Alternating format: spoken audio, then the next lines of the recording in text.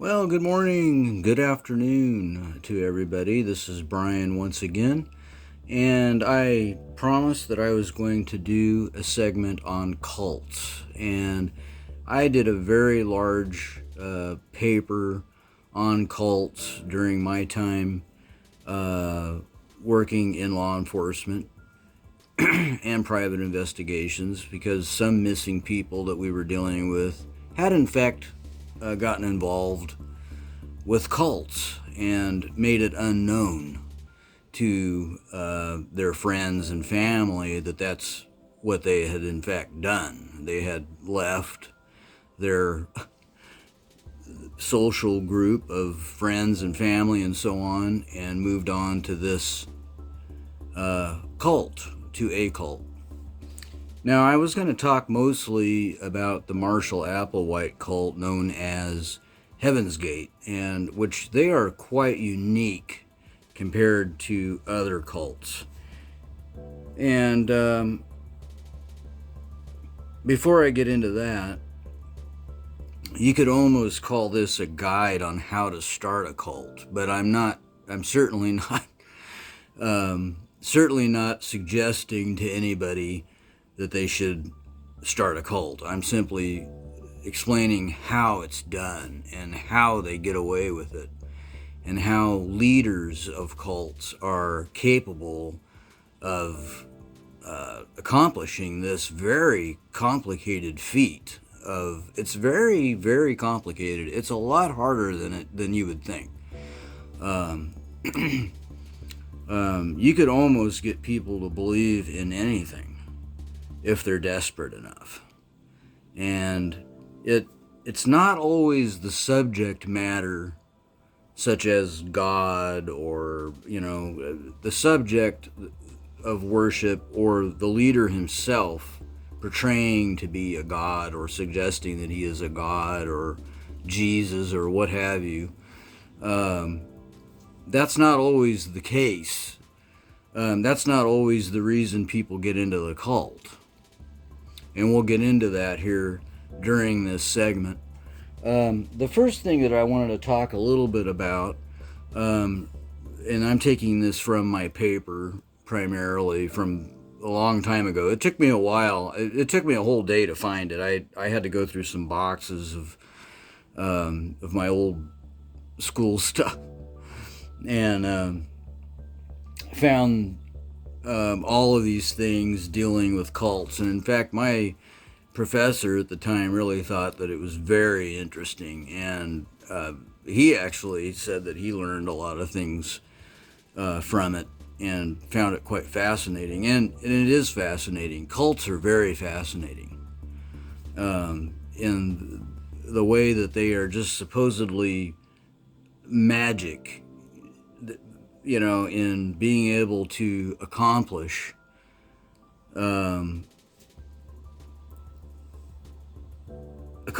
this feat of getting all these people to believe in something and to drop everything for this something. But like I mentioned, it's not always the subject matter. It's not always the god or the person or what have you that's being worshipped, supposedly, that becomes the reason why people get into a cult. So here's the first technique that a cult leader would use to get people into a cult. The first thing, you have to have some kind of subject. And you have to sound somewhat logical at the beginning.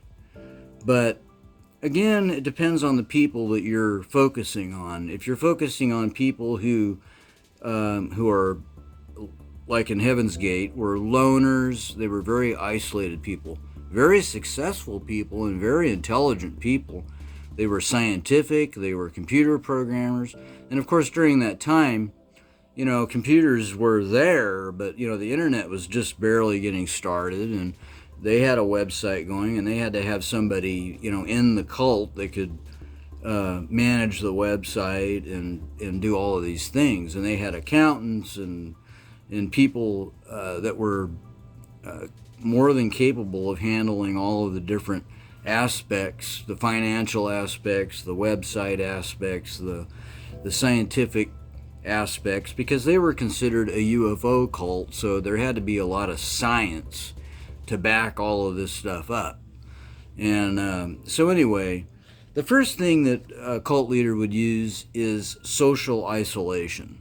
After he or she establishes the subject, then you isolate these people from everything. They have to drop their family. They have to drop their friends. Now, this is where Heaven's Gate was a little different. Marshall Applewhite did not discourage people from leaving. He did, but he didn't. He said that if you want to leave, you're free to go. Whereas most cults, like Jim Jones as an example, he discouraged people from leaving. And he would tell them that, you leave and you're done. You're done. You're disowned. You're no longer part of us anymore, and you will not be welcomed back. However, Heaven's Gate was different. They welcomed people back. If you watch their exit videos, as an example, and especially Marshall's exit video, when they were right before they were to end their lives, to join this spaceship that was tailing Hale-Bopp back in 97, he went through all the members, all 38 of these people, and many of them had left and came back. And they were welcomed back in, even though they had gone out into the world and were back into their regular social lives with friends and family and whatever else. But a lot of these people were loners anyway, so I think a lot of the time they just decided, I'm not getting anywhere out here in the world. I liked it better when I had my friends and family in the cult. So social isolation, and everything is a negative influence that's outside of the cult. And the leader will always tell you that if you communicate with something outside of the cult, that's a negative influence. Those people don't know anything about us. They don't understand. They don't get it. Therefore, it's discouraged that you communicate with the outside world. And that means friends, family, your normal social group is disowned. You no longer have communication with anybody except for the cult itself and the leader and the cult itself. And it keeps you there. It keeps you there, and it keeps you, and basically it prepares you for the washing of your brain. And usually when people first get into a church, let's just take an example. Let's say I'm Catholic and I want you to join the Catholic Church.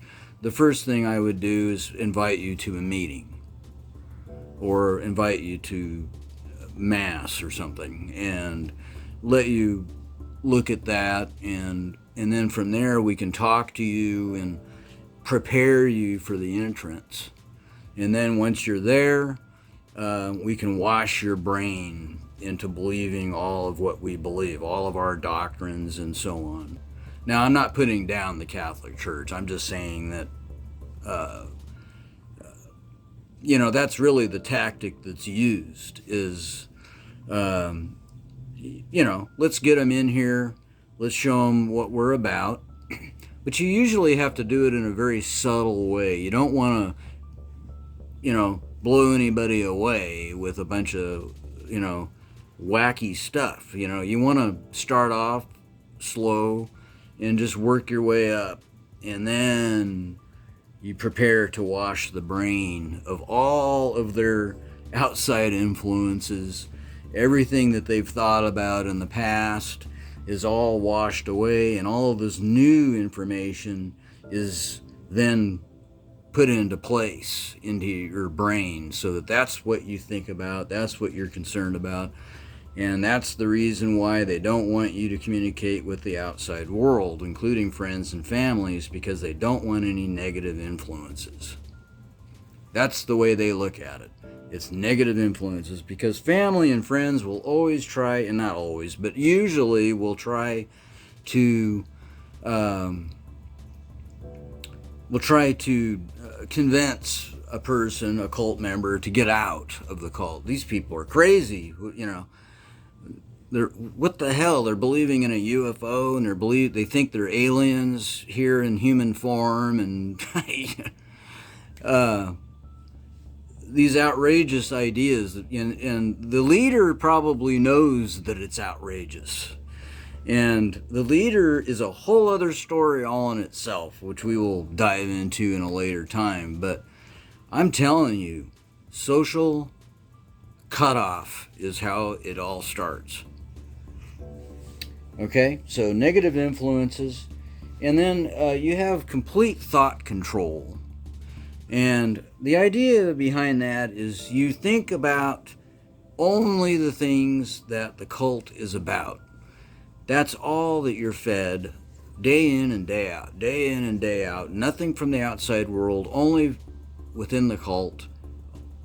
All information that is fed to you from the leader and from the cult itself is the only thing that you're exposed to.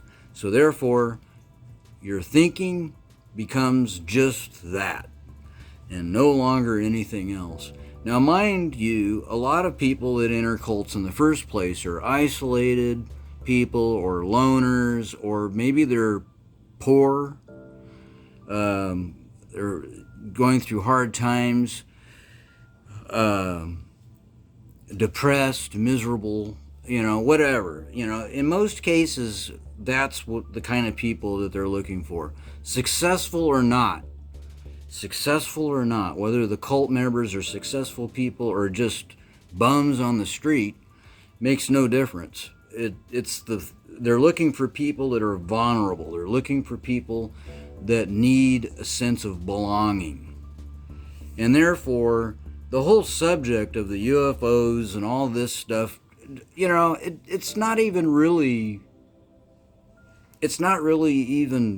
doesn't really even matter anymore. What matters is this camaraderie. It's this camaraderie. It's the friendship, the love, the belonging. Next, they use fear tactics. Fear tactics is probably one of the big things, and a lot of churches use it. Well, if you don't do this, you're going to go to hell. If you don't do this, it's over for you. Your life is going to be miserable. You're going to go to hell. Go to hell is probably one of the big ones that you hear a lot from many churches. If you don't belong to us, then you're going to go to hell. It's a common one. That's the biggest one that I've heard anyway.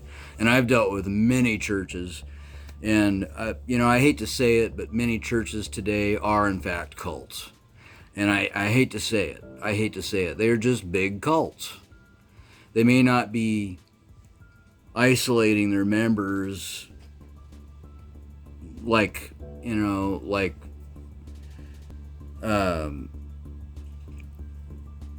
Warren Jeffries as an example. He isolates the members to to these housing developments and so on, and they can't leave, and they're stuck in their homes, and they believe one thing and they believe just the cult, and that's it. So that's, but they use fear tactics, including family, friends as being a threat. They will ruin your salvation. You will not be saved. Go to hell. Fear tactics.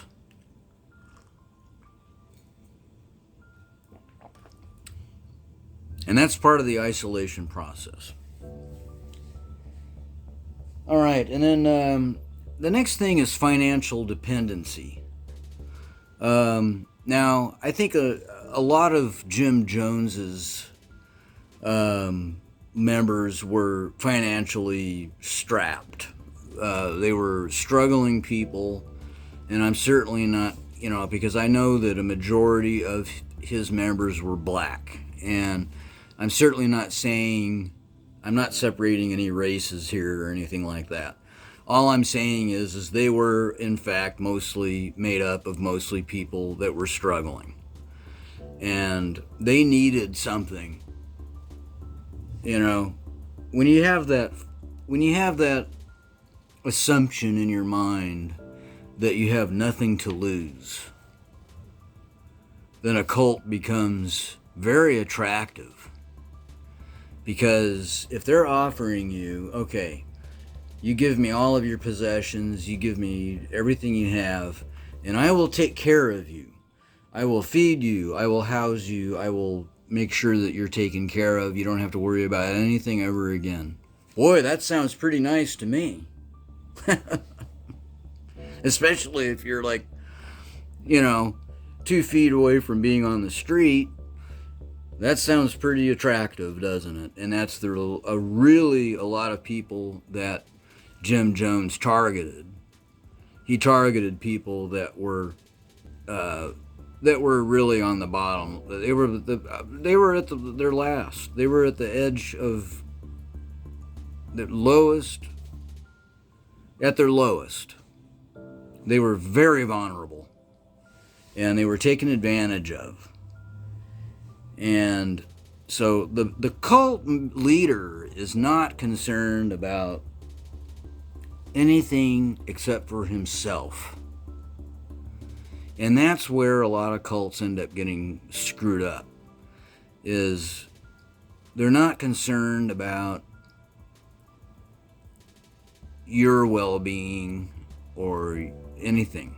They make you think that, and they make you think that everything's hunky-dory. They can manipulate you into thinking everything's great, but in actuality, they're just going after things for themselves, and they're just feeding themselves. Whether it be power, whether it be money, whether it be sex.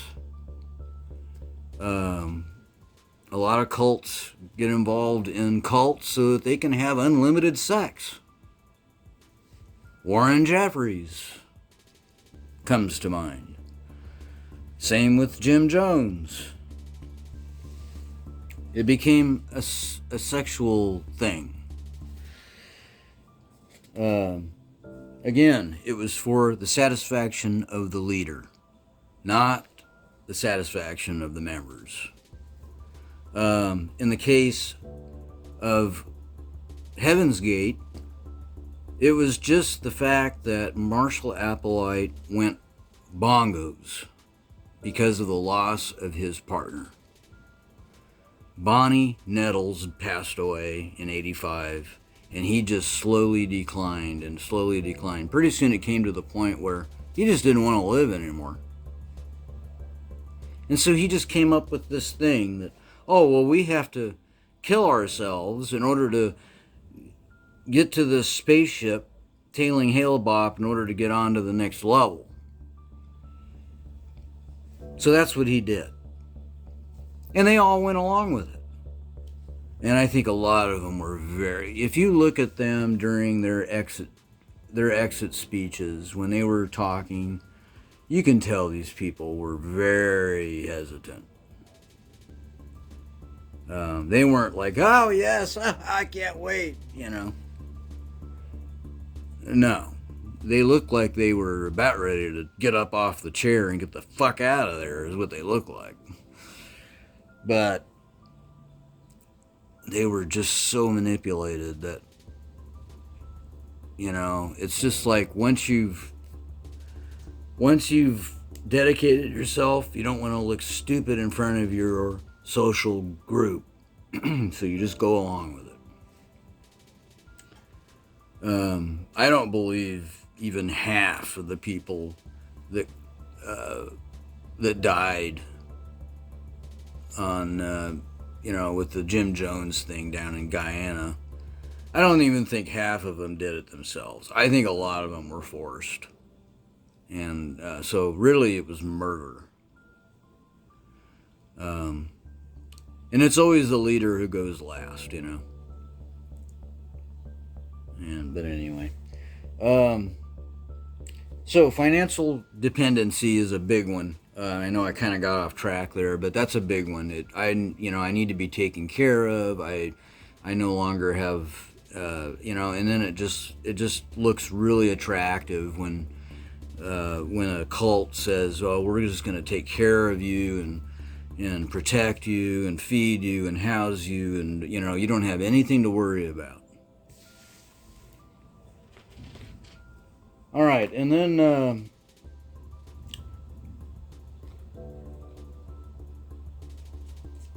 basically another thing from the social isolation is really labeling.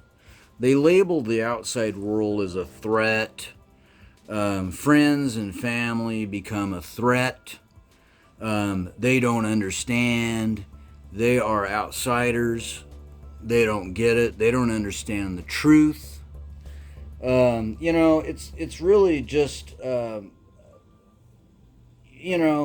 this really is designed to assure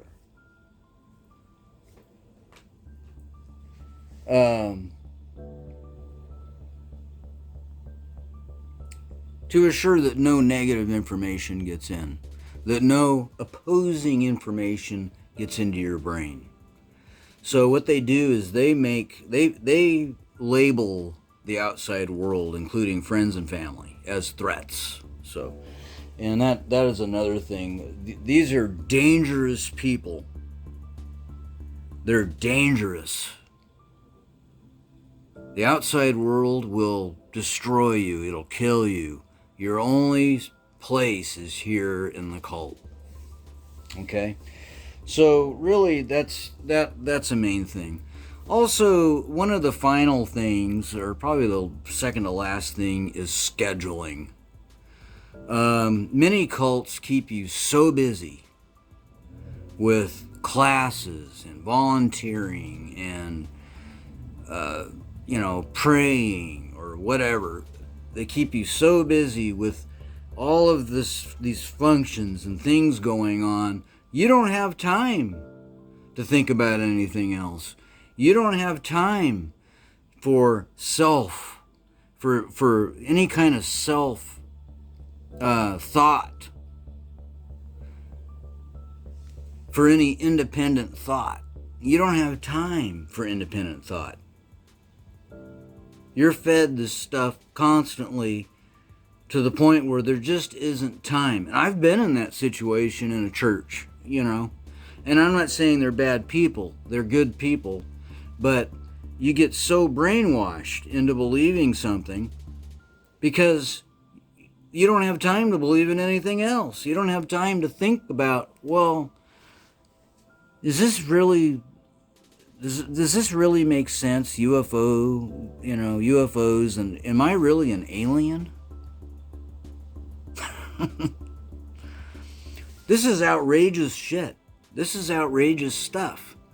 And in order for this thing to get even more and more outrageous and to keep your brain washed is to just not allow you to sit around and think about it. So they just keep you constantly moving and going and doing this and doing that, and everything has to do with the cult. There's no time for outside communications. There's no time for any independent thought so that you can change your own mind about something. It's just this constant information in that's cult related. So you don't have time for anything else. And therefore, you just become manipulated to the point where there's nothing else. There's nothing else outside of this. So those are really the major points. They just keep you too busy for friends. They keep you too busy from your, so that you can't communicate with your family. Most of these places will not have phones. They do not allow cell phones. They do not allow any communication with the outside world. They don't want you to get on the phone and call somebody, and get any feedback from the outside world at all. That's dangerous stuff, remember. So, I don't remember if the Heaven's Gate had access to phones. I think they did, but to a certain extent. Cell phones weren't really, it's not like now, where you have smartphones and all that. Cell phones are these big clunky things.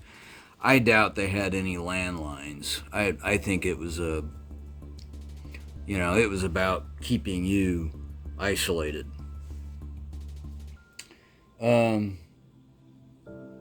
Also, if you consider communicating with family or with friends or anything like that, if you make it known that, hey, I want to communicate with somebody outside of the cult, then they shame you and they make you feel guilty about it.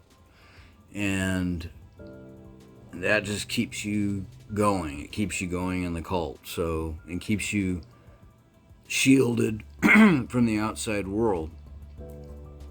Simple as that.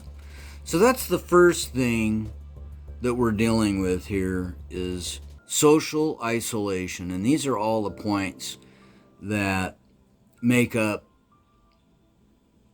the beginning stages of how people become sucked into cults. They start off usually vulnerable. The world is treating them like crap. They're poor. They're isolated. They're lonely. They're depressed. They're loners.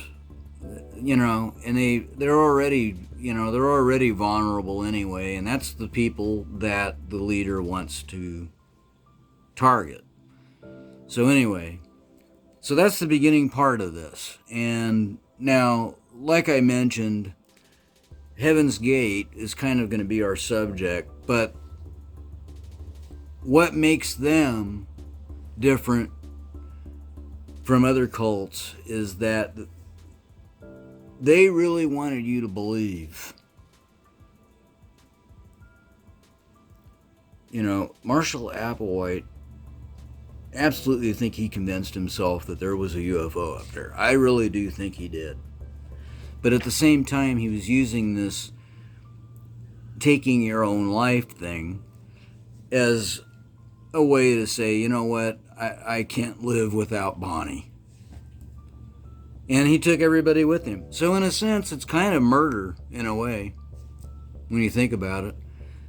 He just declined after Bonnie Nettles died. And that's what happened. And he just went on his... She was really the guide. She was guiding him. Because she was the psychic and, dealing with, astrology and all this other stuff to help him, guide him through all of this cult. And when she passed away, he just kind of went, screws went, I'm not saying screws weren't already loose, they were, but they just got loosened that much more, and that's when he just decided he didn't want to live anymore. And so, this is my opinion now. I'm not making any factual statements here, but my opinion is that he just wanted to kill himself. And he wanted to take people with him. And I think that's what it boils down to. And I think he did believe in this UFO thing, and he thought that it was, it was a good enough reason to just end it. It was a good enough reason to just end it. So he just makes this thing up, believes it, so that he'll do away with, and he takes all these people with him. And I don't think they did it. They were brainwashed, no doubt about it, but I don't think they did it without any hesitation. I think there was a lot more hesitation. You can see it in their eyes when they're talking. They looked glossed over. They looked like, am I really making the right decision here?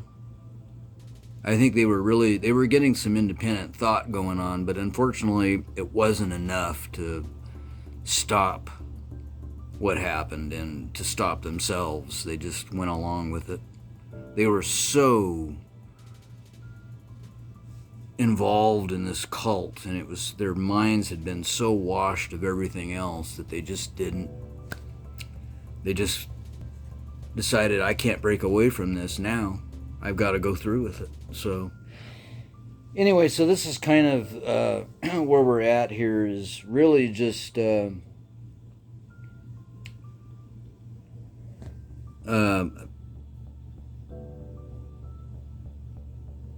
social separation thing is the big thing, and then leaving the cult becomes harder for the members because they don't want to lose their social circle, which is the cult, and they're afraid if they leave the cult, then that social circle that they have will be lost, and therefore they stay connected and they stay in it.